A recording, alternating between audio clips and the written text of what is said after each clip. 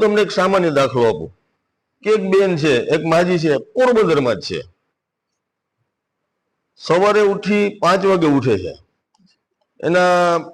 પ્રભુ ભજન આરતી ધૂપ દીવા જે કાંઈ છે એ કરે છે, સવારે ઉઠીને બીજાને ઘરકામ કરવા જાય, સાંજે પાછા આવે છે, સાંજે આવીને કૂતરાઓ માટે, ના માત્ર કૂતરા માટે, એમાં દરેક મૂંગા જીવ આવી જાય, ગાય, કૂતરું, ભૂંડ, કોઈ પણ છે, એના માટે સાંજે આવીને ખીચડી બનાવે છે, બિસ્કીટો લઈ આવે છે, ફળ ફૂલ શાકભાજી સડેલા બગડેલા કે જે ફેંકી દેવાના હોય એવા અડધી કિંમતે કે સસ્તા ભાવે લઈને આવે છે, રાતે 1:30 વાગ્યા સુધી પોરબંદરમાં પોતાની લારી ફેરવે છે, 1 પણ રૂપિયાની અપેક્ષા વગર, નિસ્વાર્થ સેવા. રાતે 2 વાગે સુવે છે, સવારે પાછા 3, 5, 4, 5 વાગે ઉઠે છે, પાછું એનું જે રૂટીન. હવે આ કામ એના પાડોશીને ખબર નથી. હવે આવા લોકોને આપણે સમાજ સુધી લઈ આવ્યા છે ને એક એવી કોશિશ કરી છે કે ખરેખર આ લોકો